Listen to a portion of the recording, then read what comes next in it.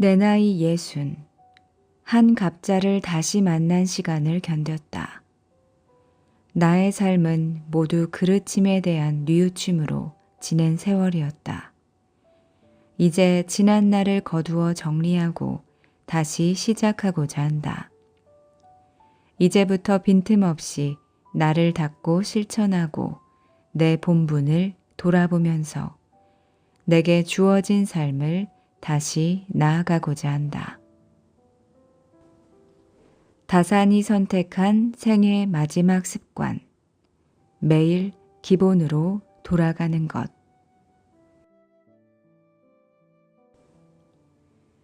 안녕하세요. 모모입니다. 인생을 살다 보면 누구라도 뜻하지 않은 고난을 만날 때가 있습니다. 스스로 초래한 것도 있지만 다른 사람에 의해서 또는 환경 때문에 전혀 뜻하지 않게 맞닥뜨릴 때도 있죠. 예측할 수도 없고 통제하기도 어려운 재해도 뜻하지 않은 순간에 다가옵니다. 누구나 이런 힘든 상황이 닥치면 마음의 고통을 겪고 마음이 흔들리게 되는데요. 이때 마음을 잡을 수 있으면 고난을 이겨낼 수 있고 끝내 마음을 잡지 못하면 휩쓸려 무너집니다. 다산 정약용 선생 역시 귀향지에서 힘든 과정을 겪어야 했습니다. 하지만 고난을 맞아 마음을 다스리는 데 그치지 않고 그는 한 단계 더 나아갔죠. 바로 고난을 기회로 삼은 겁니다. 다산은 고난을 통해 마음이 흔들릴 때마다 몸을 바로 세우고 자신이 해야 할 일, 이루고자 하는 일에 집중할 수 있다면 스스로 무너지는 일은 없다는 것을 깨달았습니다. 다산은 머나먼 귀향지에서 소학을 자신의 마지막 공부로 삼았고 학자로서의 정체성을 깨닫고 진정한 자신을 되찾았다고 말합니다. 오늘 조윤재님의 다산의 마지막 습관 함께 하시면서 평온한 시간 되시길 바랍니다. 그럼 시작합니다. 남들만큼 살기 위해 스스로를 포기하지 말라. 다산은 심경 미럼에서 욕망만을 쫓는 모습을 가리켜 이렇게 말했다. 자기가 갑자기 죄와 허물에 빠져 부끄럽고 후회스러울 때 그때를 점검해 보면 재물이 아니면 여색 때문이다. 다른 사람이 갑자기 명성이 추락하고 오명이 세상에 가득할 때를 점검해 보면 역시 재물 또는 여색 때문이다. 욕망을 채우고 큰 것을 잃어버린 사람은 결국 허물에 빠져 쌓았던 명성을 잃고 오명을 뒤집어 쓰게 됩니다. 하지만 이익과 욕망의 유혹은 너무 강하죠. 그리고 오늘날은 이익과 욕망을 적극적으로 추구하지 않고는 살아남기가 어렵습니다. 단지 염두에 둘 것은 본성을 잃어버리지 말아야 한다는 겁니다. 또한 돈에 대한 분명한 가치관을 세워야 합니다. 우리에게 돈이란 무엇일까요? 다산은 자신이 겪은 한 가지를 예를 듭니다. 저녁 무렵에 숲속을 거닐다 우연히 한 아이를 봤다. 그 아이는 자지러지게 울어대며 참새가 뛰듯이 수없이 뛰어다니며 여러 개의 송곳날에 배가 찔린 듯 방망이로 가슴을 얻어맞은 듯 참담하고 절박하기가 금방 죽어가는 듯한 형상을 하고 있었다. 그 까닭을 물으니 아이가 나무 아래서 밤 한톨을 주었는데 어떤 사람이 그걸 빼앗아 갔다는 것이다. 우리는 모두 밤 한톨 때문에 기뻐하기도 하고 그것을 잃으면 울고 불고 괴로워하는 아이와 같이 살고 있을지도 모릅니다. 재물을 얻으면 세상을 모두 얻은 것처럼 기뻐하고 재물을 잃으면 삶의 의미를 모두 빼앗긴 것처럼 절망하고 좌절하죠. 이런 삶에서 진정한 행복과 평안을 얻기는 힘듭니다. 나는 무엇을 추구하기에 이처럼 허덕거리며 살고 있을까요?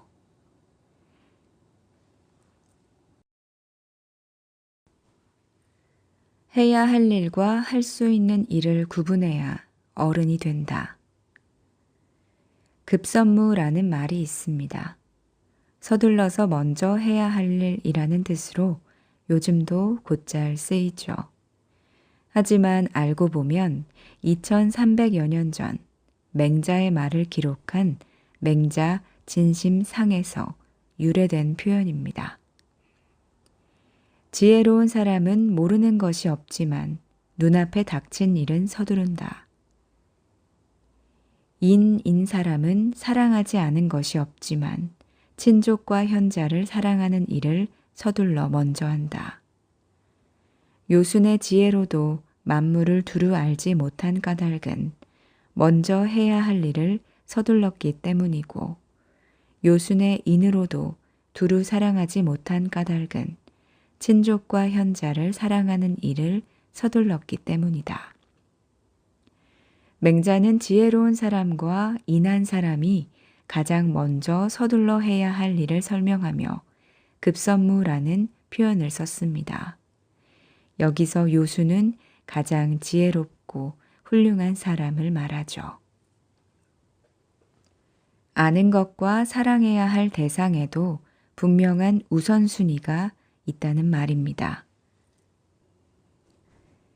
최근에 중요한 일과 급한 일 가운데 어떤 일을 먼저 해야 하는지 고민이 유행했던 시기가 있었습니다. 리더십과 시간 관리의 대가 스티븐 코비에 져서 소중한 것을 먼저 하라 해서 비롯됐는데요. 스티븐 코비는 급한 일에 쫓기지 말고 중요한 일에 집중함으로써 일의 원칙과 근본적인 가치를 명확히 하라고 말했습니다. 일의 효율과 성과를 만들기 위해서 최선의 방법을 찾아야 한다는 말이죠. 다사는 어땠을까요? 다사는 삶에서 가장 중요한 일은 마음을 다스리고 성품을 기르는 것이라고 말했습니다. 다시 말해 가장 중요한 일은 삶의 근본을 바로 세우는 것인데, 다사는 책을 통해 이치를 궁구함으로써 그것을 얻을 수 있다고 봤죠. 나아가 스스로를 바로 세우는 것을 시작으로 나라를 새롭게 하고 백성을 잘 살게 하는 일을 시급히 해야 한다고 봤습니다. 오늘날 우리들은 일의 우선순위와 중요도를 착각한 채 살아가기도 합니다. 특히 말에 있어서도 그렇죠. 말로 인해 벌어지는 다툼을 지켜보면 지극히 사소한 일들이 많습니다. 우연히 지나치는 말, 아무 생각 없이 던진 말로 오해가 생기고 자존심이 상해 다투게 되죠. 그리고 그것을 풀기 위해서 던지는 말에서 더 큰 다툼이 벌어지고 도저히 회복되기 어려운 상태까지 이르기도 합니다. 하지만 애초에 문제의 발단을 유심히 살펴보면 정작 중요한 말은 없습니다. 굳이 하지 않아도 될 말 때문에 문제가 벌어지고 또 심각해지는 거죠. 우리의 삶도 마찬가지입니다. 중요하지 않은 일, 하지 않아도 될 일 때문에 정말 중요한 일을 하지 못하곤 합니다. 무엇보다도 문제가 되는 것은 이런 일로 인해서 고민과 근심에 빠지는 것이죠. 맹자는 이런 근심을 일조지환, 즉 하루아침에 사라질 근심이라고 했습니다. 하룻밤만 지나면 없어질 근심 때문에 시간을 낭비하고 마음을 병들게 하는 것이라는 거죠.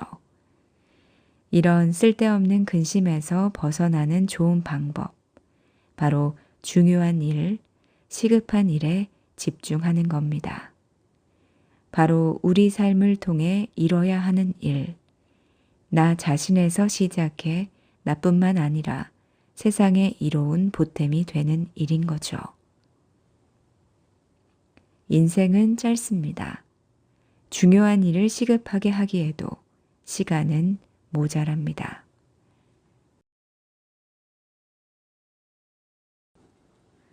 굳이 가득 채우려고 애쓰지 마라. 오만함을 내버려 둬서도 안 되고 욕심대로 행동해서도 안 되며 뜻을 가득 채워서도 안 된다. 또한 즐거움이 극한에 이르도록 해서도 안 된다. 백성을 다스리는 지도자에게 주는 글로 예기, 공례에 실려 있습니다. 공경하지 않음이 없고 깊은 생각을 하는 것처럼 엄정하고 말을 안정되게 하고 백성을 편안하게 하라.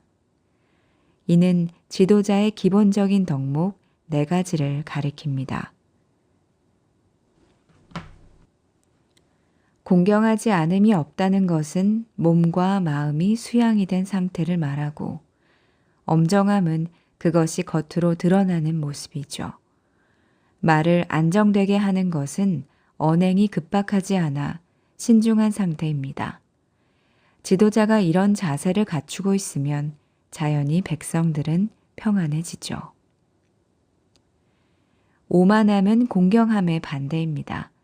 자기 수양이 덜 되었을 때 나오는 모습이죠. 사람은 지위가 높아지면 자연스럽게 자만하게 됩니다. 학문의 경지가 조금 올라도 마찬가지입니다. 이때 반드시 스스로 경계해서 마음을 다스리지 않으면 절제하지 못하게 됩니다. 욕심을 다스리지 못하는 것도 마찬가지입니다. 모든 욕심은 무언가를 얻고자 할 때 생겨나고 자라니까요. 재물도 권력도 학문도 마찬가지죠.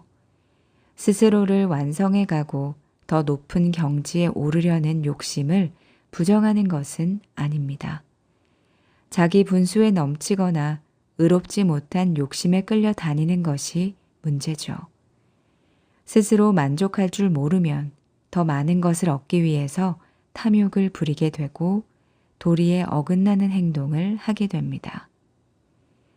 뜻을 가득 채우는 것은 긍정적이기는 하지만 과도하면 바람직하지 않죠. 결국 욕심이 자라기 때문입니다. 즐거움을 극한에 이르도록 해서는 안 된다는 가르침도 마찬가지입니다. 순간적인 쾌락을 쫓다 보면 더 큰 자극을 찾아 극단으로 치닫게 됩니다. 따라서 즐거움을 쫓더라도 찰나적인 쾌락이 아닌 여운이 긴 즐거움을 찾아야 합니다. 이를테면 스스로 성장하는데 그런 데서 오는 자기 만족, 또 다른 사람을 돕는 데서 오는 즐거움이 있죠. 이로써 예문의 4가지 덕목은 인간의 기본적인 도리에 어긋나는 일들을 바로잡아서 회복하는 것을 말합니다. 그 핵심은 욕심을 절제하는 것입니다. 맹자는 말했습니다. 마음을 수양함에 있어 욕심을 줄이는 것보다 좋은 것은 없다. 그 사람됨이 욕심이 적다면 설사 그 본래의 마음을 보존하지 못하더라도 잃는 정도가 적게 된다.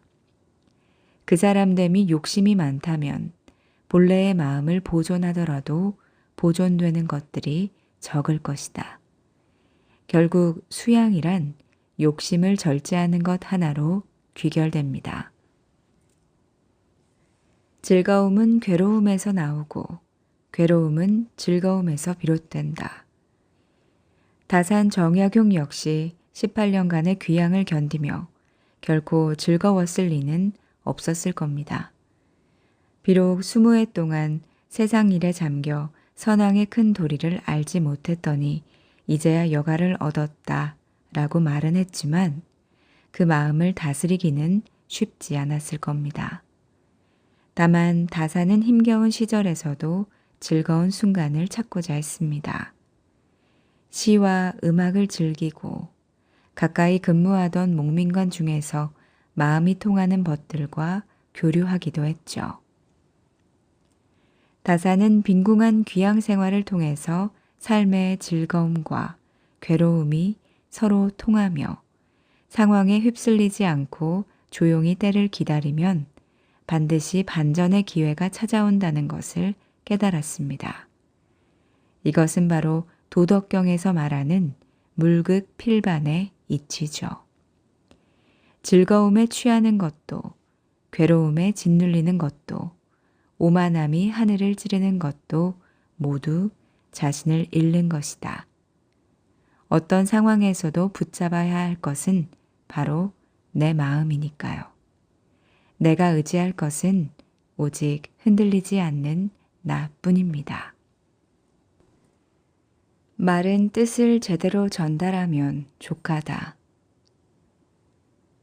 공자가 마을에 있을 때는 공손하고 과묵해 말을 못하는 사람과 같았다. 종묘나 조정에 있을 때는 명쾌하게 말했지만 신중했다.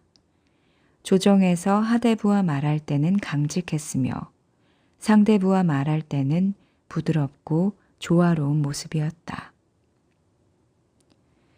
맹자의 만장하를 보면 맹자가 성인을 평가한 구절이 나옵니다. 백인은 성인 가운데 청렴한 사람이며 이유는 책임을 잘 맡은 사람, 유아해는 화합을 잘하는 사람, 공자는 때를 잘 아는 사람이라고 말했습니다.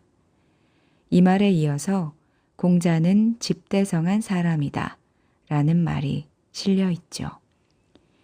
집대성은 여러 가지를 모아서 하나로 완성한 것을 뜻하는 말로 오늘날에도 많이 쓰입니다. 공자는 이들의 지혜와 덕을 두루 갖춘 성인 중에 성인이라는 말이죠. 공자가 성인 중에 성인으로 인정받는 까닭은 여러 가지가 있겠지만 여기서는 때를 잘 아는 것으로 내세우고 있습니다. 때를 잘 아는 것은 바로 중용의 도리니까요. 중용은 옛 선비들의 수양에서 가장 중요한 덕목이었습니다. 중용의 도리는 무엇일까요? 군자는 때에 맞게 행동하고 소인은 기탄이 없다. 기탄이 없다는 것은 거리낌이 없다는 것으로 때와 상황에 맞지 않게 나서는 것을 말합니다. 군자는 어떤 상황에서도 적절하게 행동하지만 소인은 때와 장소에 맞지 않게 함부로 행동한다는 것이죠. 결국 말은 해야 할 때 하고 하지 말아야 할 때 다무는 것이 화술의 전부입니다. 하대부와 상대부 그리고 임금과 말할 때 공자 자신의 태도가 달랐던 까닭은 신분과 상대의 신분에 맞게 말했기 때문입니다. 그 당시 공자의 지위는 분명치 않았으나 상대부와 하대부 사이에 놓여 있었을 텐데 공자는 하대부에게는 강직하게 상대부에게는 온화하지만 조화롭게 말했다고 하죠. 각자 신분을 존중하면서 자기 입장을 분명히 한 것입니다. 우리는 유창한 언변을 장점으로 여기며 물 흐르듯 거침없이 자신의 의견을 전하는 능력을 부러워하곤 합니다. 하지만 잡다한 지식과 전문 용어를 남발하며 과시하듯 말하는 것은 진정한 말의 능력이라고 할 수 없죠. 굳이 복잡하게 표현하거나 외국어를 섞어 말하는 것도 마찬가지입니다. 공자는 이렇게 말했습니다. 말이란 뜻을 전달하면 그만이다. 말할 때가 되지 않았는데 말하는 것을 조급하다고 하고 말해야 할 때 말하지 않는 것은 숨긴다고 하고 안색을 살피지 않고 말하는 것을 눈뜬 장님이라고 한다. 즉 말해야 할 때 하고 말하지 않아야 할 때 자제하고 숨기는 것 없이 진실하게 말한다면 말은 그것으로 충분합니다. 하지만 무엇보다 지켜야 할 것은 상대를 존중하는 마음이 바탕이 되어야 한다는 거죠. 먼저 존중하면 반드시 존경으로 돌아오기 때문입니다.